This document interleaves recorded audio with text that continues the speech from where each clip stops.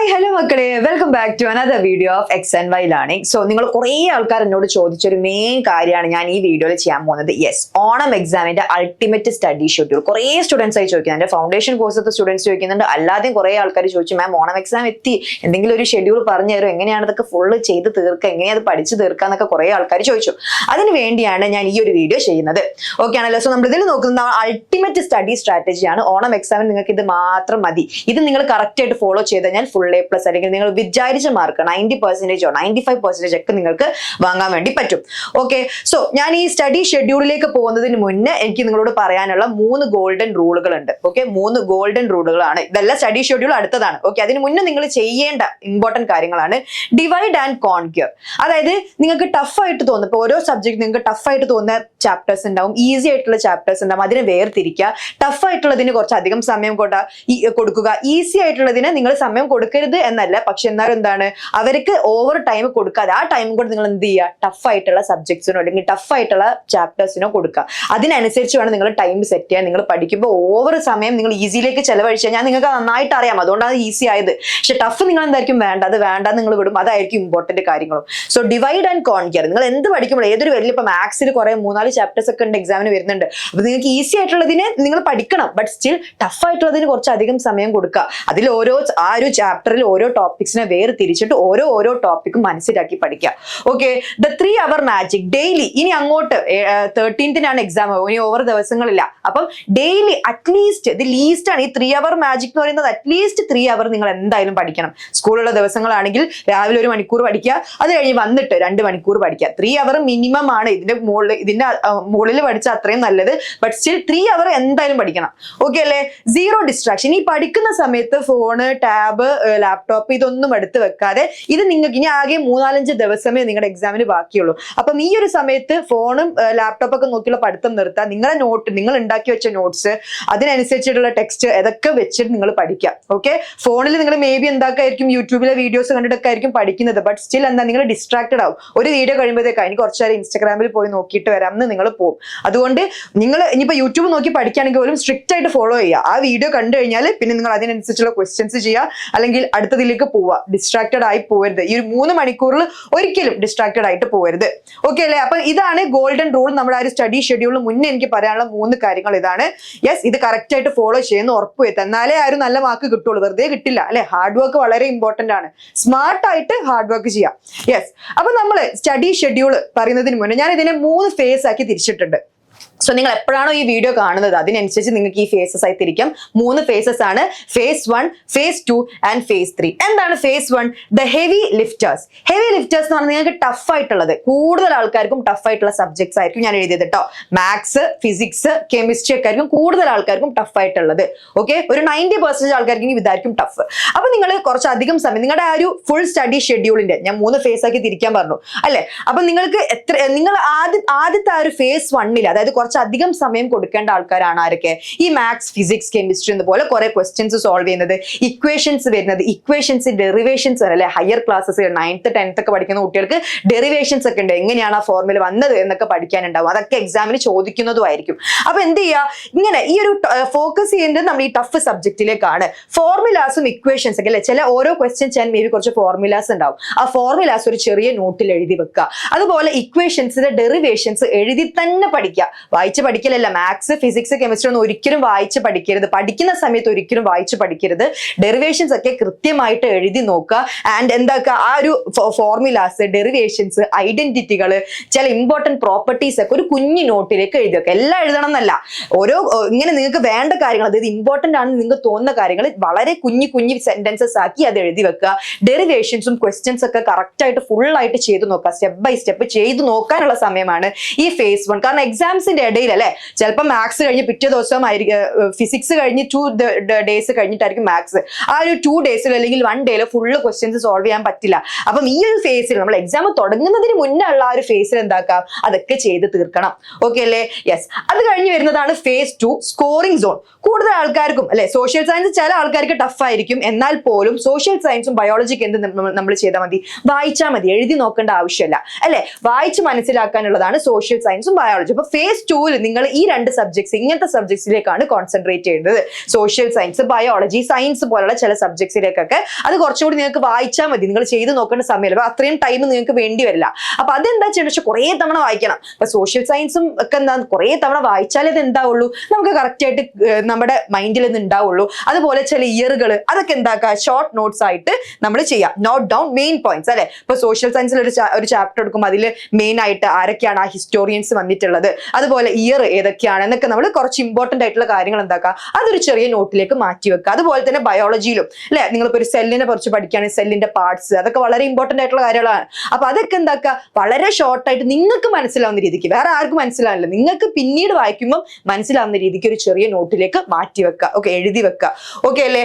Last ഫേസിലേക്ക് പോകുന്നത് ഇപ്പൊ phase 3 എന്ന് പറഞ്ഞാൽ നിങ്ങളുടെ എക്സാമിന് തൊട്ടടുത്തെത്തി. ഓക്കെ, നമ്മൾ phase 1 കഴിഞ്ഞു. phase 1 ടഫ് സബ്ജക്ട്സ് നമ്മൾ കോൺക്യൂർ ചെയ്തു. phase 2 വായിച്ച് പഠിക്കേണ്ടല്ലേ, സോഷ്യൽ സയൻസ്, ബയോളജി പോലെ വായിച്ച് പഠിക്കേണ്ട സബ്ജക്റ്റുകൾ നമ്മൾ കോൺക്യൂർ ചെയ്തു. phase 3 എത്തുമ്പോഴത്തേക്കും നിങ്ങളുടെ എക്സാംസിന് തൊട്ടടുത്തെത്തി അല്ലെ. അപ്പൊ നിങ്ങൾ എന്താ ചെയ്യേണ്ടത്, ലാംഗ്വേജസ് ചെയ്യാം. അതായത് ഇംഗ്ലീഷ്, മാത്സ്, ഹിന്ദി ഒക്കെ നിങ്ങൾക്ക് ഉണ്ടാവും. അതൊക്കെ എന്താക്കാം, അത് പഠിക്കാം. അതിൽ ഗ്രാമർ നിങ്ങൾക്ക് പഠിക്കാനുണ്ടാവും. അതുപോലെ തന്നെ എല്ലാ ഇപ്പൊ ഓരോ ചാപ്റ്ററിന്റെയും അല്ലെ ഓരോ സ്റ്റോറീസ് ആയിരിക്കും. മാത്സിലും ഇംഗ്ലീഷിലൊക്കെ സ്റ്റോറീസ് ആയിരിക്കും. ആ സ്റ്റോറീസ് എന്താണ് ആ മെയിൻ സ്റ്റോറി എന്ന് കറക്റ്റ് ആയിട്ട് മനസ്സിലാക്കി വെക്കണം. അതിനുള്ള ടൈമാണ് ഈ ഒരു phase 3 ടൈം എന്ന് പറയുന്നത്. ഓക്കെ, ഗ്രാമർ കറക്റ്റ് ആയിട്ട് മനസ്സിലാക്കുക. അതുപോലെ തന്നെ മെയിൻ സ്റ്റോറീസും അല്ലെ അതിലുണ്ടാവും ഒരു ചില ക്വസ്റ്റ്യൻ. ഇപ്പൊ ആസ്വാദനക്കുറിപ്പ് എഴുതാൻ അല്ലെ, എപ്രിസിയേഷൻ എഴുതാൻ, അല്ലെങ്കിൽ എങ്ങനെയാണ് കോൺവെർസേഷൻ എഴുതാൻ, അങ്ങനത്തെ കാര്യങ്ങളൊക്കെ ബ്രീഫായിട്ട് വായിച്ച് മനസ്സിലാക്കി വെക്കണം.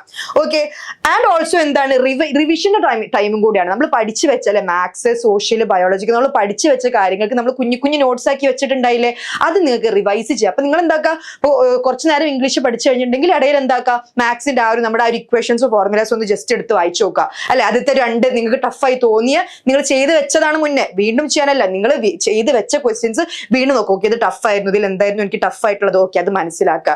ഓക്കെ, ഒരു 30 മിനിറ്റ്സ് അതിന് കൊടുത്താൽ മതി. അത് കഴിഞ്ഞ് നിങ്ങൾ അടുത്തത് പഠിക്കുക. എന്താണ് ഇപ്പൊ ഹിന്ദിയാണ് പഠിക്കുന്നതെങ്കിൽ പിന്നെയും അടുത്ത എന്താക്കുക, ഫിസിക്സിലെ ഏതെങ്കിലും ഒരു ചാപ്റ്റർ എടുത്തിട്ട് അതിന്റെ റിവിഷൻ നോട്ട്സ് ഒന്ന് നോക്കി നോക്കുക.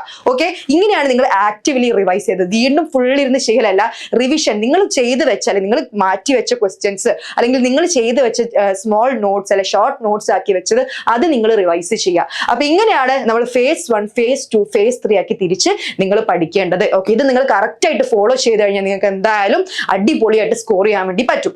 ഇനി വേറൊരു പ്രശ്നമാണ്, മാം ഗ്യാപ്പില്ല അല്ലെ, എക്സാംസിന്റെ ഇടയിൽ ഗ്യാപ്പിൽ എന്താണ് ചെയ്യുക, എങ്ങനെയാ പഠിച്ചു തീർക്കുക എന്ന് നിങ്ങൾ എപ്പോഴും ആലോചിക്കുന്നുണ്ട്. എന്നോട് കുറെ ആൾക്കാർ ചോദിക്കാറുണ്ട്. ഓക്കെ, അതിനുള്ള കാര്യങ്ങളാണ് ഞാൻ ഈ ഒരു സ്ലൈഡിൽ ഇൻക്ലൂഡ് ചെയ്തത്. 80% കാര്യങ്ങളും ആദ്യം നിങ്ങൾ മനസ്സിലാക്കേണ്ടത് എക്സാമിന്റെ ഇടയിൽ പഠിക്കുക എന്നുള്ളത്. എക്സാമിന്റെ ഇടയിലുള്ള ഗ്യാപ്പ് ഡേയ്സ് റിവിഷൻ ഉള്ളതാണ്. ഓക്കെ അല്ലേ, വീണ്ടും പുതിയ കാര്യങ്ങൾ പഠിക്കാനുള്ളതല്ല. അപ്പൊ ഇമ്പോർട്ടന്റ് ആയിട്ട് എന്താണ്, നമ്മൾ ആ ഒരു phase 1, phase 2, phase 3 അല്ലെങ്കിൽ നിങ്ങൾ മുന്നേ പഠിച്ച നിങ്ങൾ ഫസ്റ്റ് തൊട്ടേ പഠിച്ചു വരാനാണെങ്കിൽ കുഴപ്പമില്ല അല്ലെ. അങ്ങനെയാണെങ്കിൽ നിങ്ങൾ ആ ഒരു 80% സിലബസ് ആദ്യമേ കംപ്ലീറ്റ് ചെയ്തിട്ടുണ്ടാവണം. എക്സാം സീസൺ തുടങ്ങുന്നതിന് മുന്നേ തന്നെ 80% to 90% കാര്യങ്ങൾ നിങ്ങൾ ഫുൾ ആക്കി കഴിഞ്ഞിട്ടുണ്ടാവണം.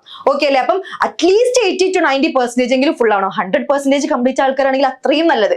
പക്ഷെ അറ്റ്ലീസ്റ്റ് 80 എങ്കിലും കംപ്ലീറ്റ് ആവണം. അല്ലെങ്കിൽ പുതിയ കാര്യങ്ങൾ ഇത് പഠിക്കാൻ നിൽക്കരുത് എക്സാമിന്റെ സമയത്ത്. ഓക്കെ അല്ലേ. അടുത്തത് എന്താണ്, 1 hour മൈക്രോ റിവിഷൻ. അപ്പൊ എക്സാംസ് തുടങ്ങി കഴിയും. ഞാൻ എക്സാംസിന്റെ ഇടയിലുള്ള കാര്യങ്ങളാണ് പറയുന്നത്. അപ്പൊ എക്സാംസ് തുടങ്ങി കഴിഞ്ഞ് കഴിഞ്ഞാൽ 1 hour അല്ലെ, ഇപ്പൊ നിങ്ങൾ എക്സാമിന് മുന്നേ പോകുന്ന ആ ഒരു രാവിലെയാണ് എക്സാം എങ്കിൽ ഒരു ഏർലി മോർണിംഗ് എണീറ്റ് ഒരു 1 hour എന്താ നിങ്ങൾ ചെയ്യേണ്ടത്, നിങ്ങൾ ഉണ്ടാക്കി വെച്ച നോട്ട്സ് അല്ലെ, ആ നോട്ട്സ് വളരെ ഇമ്പോർട്ടന്റ് ആണ്. അതുകൊണ്ടാണ് ഞാൻ വീണ്ടും ഷോർട്ട് നോട്ട്സ് എന്ന് പറഞ്ഞുകൊണ്ടിരുന്നത്.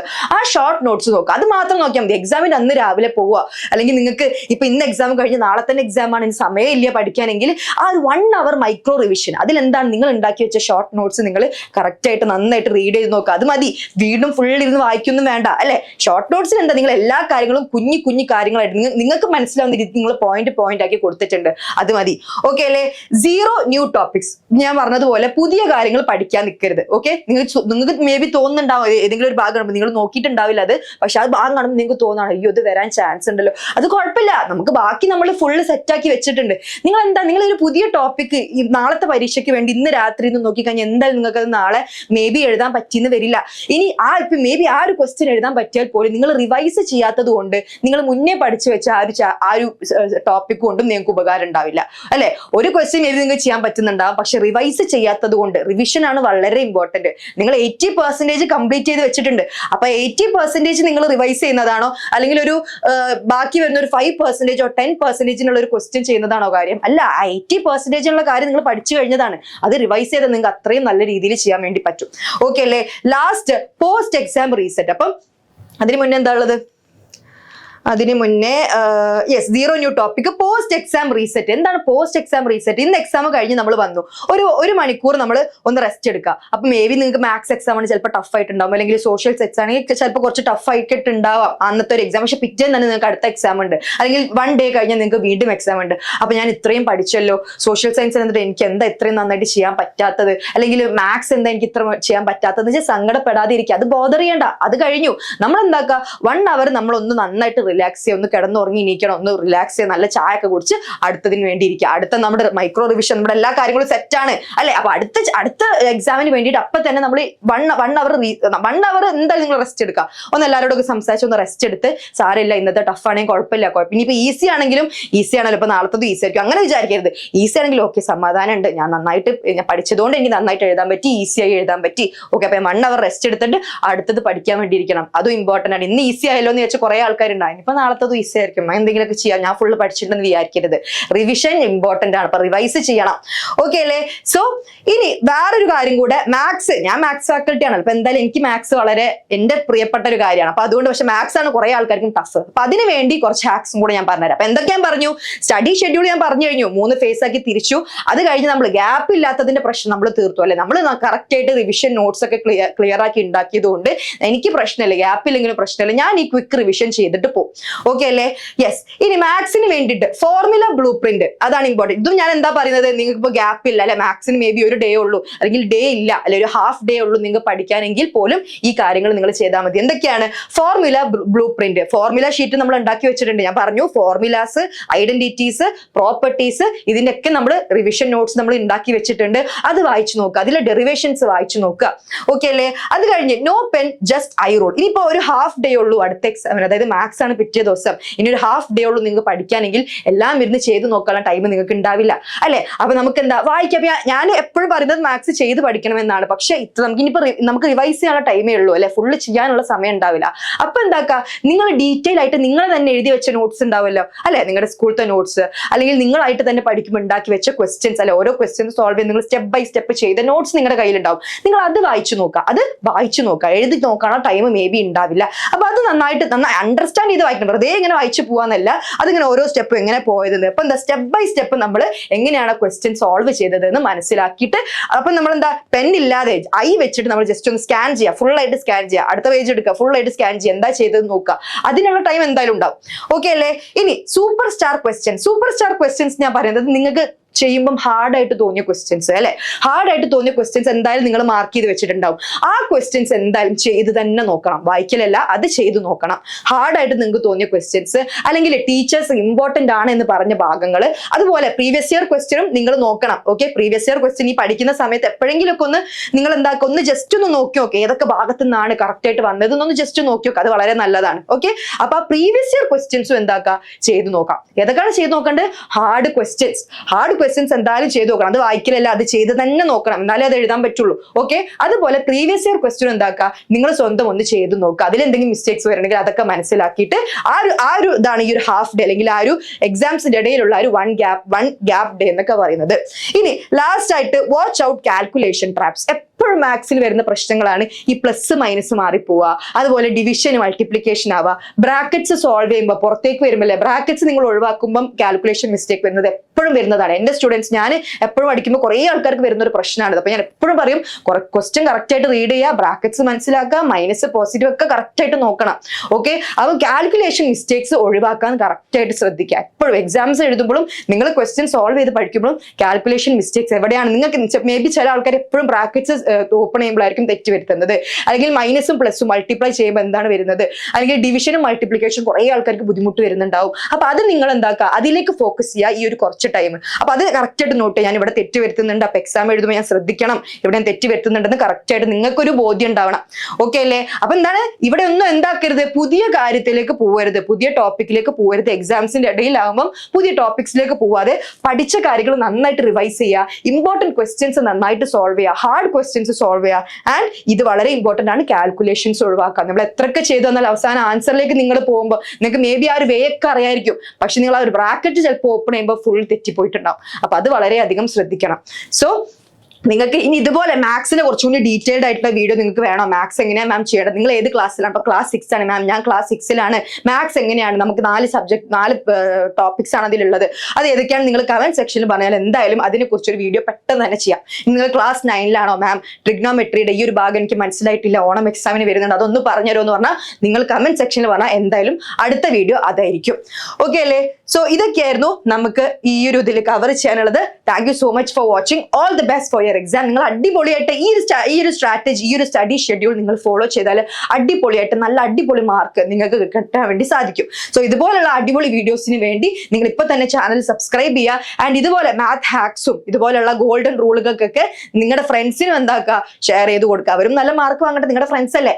ഓക്കെ, സോ ഇനി ഇതുപോലെ വേറെ ഏതെങ്കിലും സ്റ്റഡി ഷെഡ്യൂൾ വേണോ, കറക്റ്റ് ടൈം ടേബിൾ നിങ്ങൾക്ക് വേണോ, മാം ഇനി ഇത്ര ദിവസമാണുള്ളത്, ഇതിനനുസരിച്ചുള്ള ടൈം ടേബിൾ തരുമോ എന്നൊക്കെ നിങ്ങൾ കമന്റ് സെക്ഷനിൽ ചോദിച്ചു കഴിഞ്ഞാൽ ഞാൻ എന്തായാലും അത് വെച്ച് ചെയ്യാം. ഇനി വേറെ ഏതെങ്കിലും സബ്ജക്ട്സിൽ നിങ്ങൾക്ക് സ്റ്റഡി ഷെഡ്യൂൾ വേണോ, സയൻസിൽ വേണോ, അതുപോലെ ഇപ്പൊ ഇംഗ്ലീഷ് ഇംഗ്ലീഷ് ഉണ്ട്, അപ്പൊ ഇതെങ്ങനെയാ മാം പഠിക്കുക, സബ്ജക്ട് എങ്ങനെയാ, അതായത് ലാംഗ്വേജ് എങ്ങനെയാ പഠിക്കാന്ന് കുറെ ആൾക്കാർക്ക് ബുദ്ധിമുട്ടുണ്ടോ, അങ്ങനെ എന്തെങ്കിലും വേണമെങ്കിൽ അതും നിങ്ങൾക്ക് എന്ത് ചെയ്യാം, കമന്റിൽ പറയാം. Okay, thank you so much for watching. All the best. Bye bye.